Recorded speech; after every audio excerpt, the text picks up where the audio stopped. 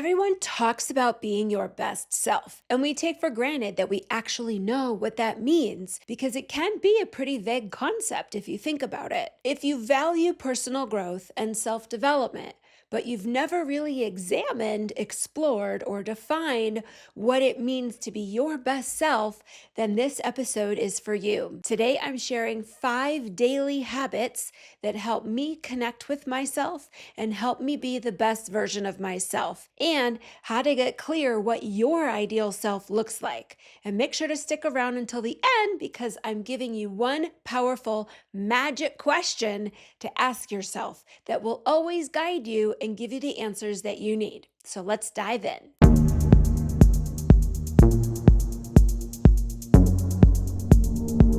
Hey, gorgeous humans, welcome back. And if you're new here, I'm Hilary Silver, psychotherapist, master coach, and lifestyle mentor of 25 years.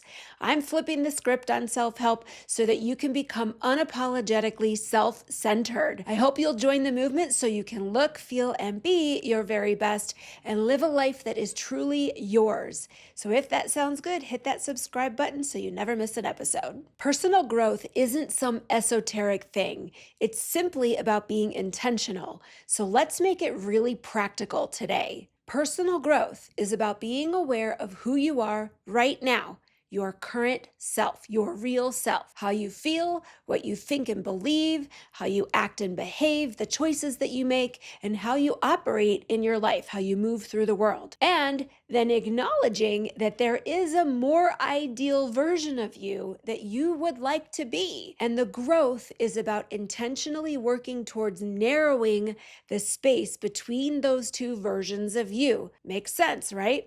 So let's define your ideal self. This is a version of you that is more evolved in all the ways that you would like to be. Areas of your current real self that may struggle or feel undeveloped. So, for example, an ideal self may be more emotionally mature or patient or vulnerable, or your ideal self might be less anxious or reactive or impulsive or guarded. So it all starts with getting very honest with yourself about what it is about you and how you are now that isn't working for you or is holding you back in some way. You won't really allow yourself to be honest if you're going to condemn yourself or judge yourself or fall into shame. So monitor that. This is just about gentle, radical honesty. What things about you could use a little help? Need a little growing. So your ideal you is what you look like if all that stuff is no longer there. It just disappeared or resolved, or it's no longer a thing. It's not bothering you.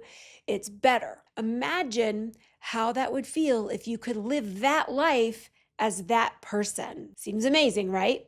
But here's the thing I really want you to understand about this so it doesn't feel overwhelming or exhausting or daunting or like a never-ending chore. Your ideal self is not a destination that you try to reach, and then once you get there, you just sit back and relax. Your ideal self is like the horizon. You never actually arrive. When you are walking and you see the horizon line in the distance, even if you keep walking towards it, you never really actually reach the line. It keeps moving as you do, right? So accept that right now. You will never achieve a state of being your ideal self. You will have moments where you get to experience being that person, that version of you, but that is all. So let that take the pressure off. The goal isn't to be this perfect version of you.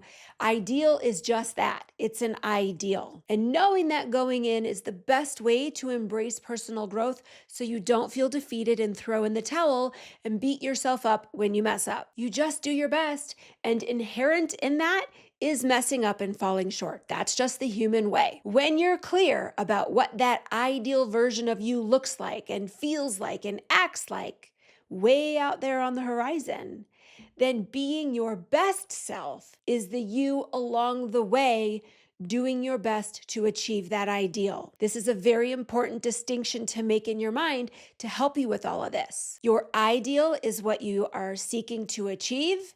Your best is who you are along the way trying to achieve it. So now I'm going to share the 5 habits that help me connect to my ideal self every day so I can do my best to be my best every day. First, I wake up early every day. You remember the proverb, early to bed, early to rise makes a woman healthy, wealthy, and wise? It is 100% true. I wake up early not because I have to, but because I get to. That very first time in the morning when it's quiet, I get to enjoy my own company, being with myself. It's a sacred time for me to be with me just as me, not Hilary the wife or the mom or the CEO, just me. No one needs anything from me, and I don't have to do anything. If you're rushing into your day, you're starting from a place of chaos. Give yourself the gift of starting with this quiet time and watch how much calmer and more centered you feel throughout the day. My next habit is about what I'm doing in this quiet time, which is the best time that you'll spend every day if you learn to do this too. I check in with myself. How am I feeling right now? Who am I right now? What's going on with me? Being fully present and engaged with myself. I do this just like I would if I sat down with a friend I've not seen in a while, with someone that I really care about and I'm deeply interested in. Think about it. Do you ever really give yourself that kind of undivided attention and devotion? Are you so curious with yourself as you are with a bestie or a long-lost friend? Doing this helps me feel seen and heard and valued and important by me. All the things that we deeply desire to feel, but we often place the onus on others to do for us. It's nice to have relationships in our lives that can provide this kind of witnessing, but we must do this for ourselves first. This is how to begin being self-centered. Self-centered. The second part of this process is getting myself into the emotional state I want to be in right now, and then it sets me up for the whole rest of the day. I decide who I'm going to be today, what I'm going to focus on, what thoughts I'm going to entertain, and how I'm going to show up. This process is way more effective than traditional meditation. It's less passive and accepting of what is, and instead more consciously, intentionally directing my thoughts and my state of being into what I choose for myself. Your emotional state sets the tone for everything, so you get to choose this on purpose. If what I've been describing sounds good to you, it's a tiny piece of what is in the daily journal, my complete morning ritual. I will put the link in the show notes just in case you want to check it out. The third habit is to work out every day. I know some of you who've been listening to me for a while know I do this and I talk about it all the time. I work out every day right after this quiet time in the morning. The key here is that I'm not just grinding it out, sweating it out, or doing time at the gym because I have to burn calories. What makes this different is that it's about being present with myself physically, being aware of my movements, being in my body and noticing, being attuned and physically connected to my physicality. Kinesthetic intelligence is the ability to use your body effectively to express yourself, to solve problems or create something. So people with high bodily kinesthetic intelligence are skilled at coordinating their mind and their body, kind of like athletes or dancers, or even the fine motor skills that artists and surgeons have. So for me, being in my body during workouts is feeling the clothes on my skin, moving with intention, experiencing the embodiment and self-awareness through movement. Sometimes I'm lifting weights, but it's not just a mindless motion that I'm counting and I can't wait to be finished with. It's a thoughtful motion.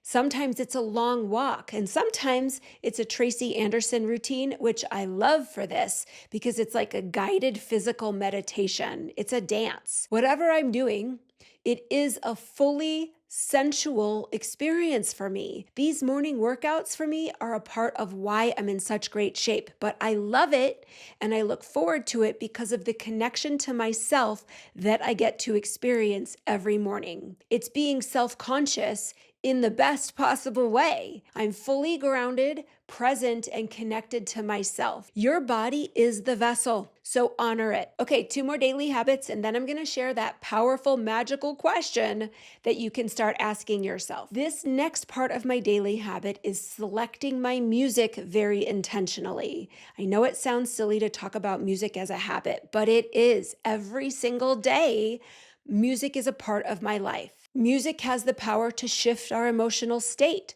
I choose the music each day that helps me feel how I want to feel. And here is what this does for me specifically. During the day, like all of us, there is so much to do. Family, kids, business, and the chaos of life. It's easy to be in task mode, to-do mode, get shit done mode, being on the go all day. I'm in a highly functioning, productive zone all day long, which is great for accomplishing things, but it's a very masculine energy, and without intentionally shifting out of it can lead to burnout and lack of balance and harmony. So for me personally, I select music that takes me to an internal place where I'm connecting with and experiencing my feminine self. So like I said, my workouts are a completely sensual experience for me, and the music is in part what helps me get there. I love starting out each day, putting myself into this state of being deeply feminine and sensual and strong and abundantly powerful. Remember, being your best self is the you who is actively working on becoming your ideal. And this helps me be my best self, which is holding both the masculine and the feminine energy. So music is very subjective and personal, but I'm sharing my highly curated Spotify playlist with you. If you want to check it out, go to hilarysilver.com/playlist and I'll send you the link. So the last daily habit for me in being my best self is to hold myself accountable all day, every day. I don't just check in the morning and then call it good. I stay present with myself throughout the day. This doesn't mean that I'm perfect and that I never mess up, because believe me, I do. But I'm conscious and I'm aware of how I'm feeling so I can choose my actions or behaviors intentionally. If I need a moment to process it and figure it out, I pause and give myself that time to check in. Never underestimate the power of the pause. This helps me navigate being the person that I want to be. I am being my best self because I'm keeping my eye on the horizon, which is, again, as you remember, that's my ideal. And then I'm actively working towards it each day, moment to moment. I'm accountable to myself. At the end of the day, I'm the one I have to answer to. Did I show up my best self? Did I live my values? Did I honor my boundaries? Did I live in alignment with who I think and say I want to be? Did I handle myself in a way that I can be proud of, in ways that my ideal self would be proud of? When my head hits that pillow every night, I want to sleep peacefully, knowing that I did. So many people are living for external validation. I'm living for mine, and that's what I want for you as well. So here's the magic question that I promised you. When you're trying to figure out how to handle something, you're not sure what to do in a situation or what to say to someone.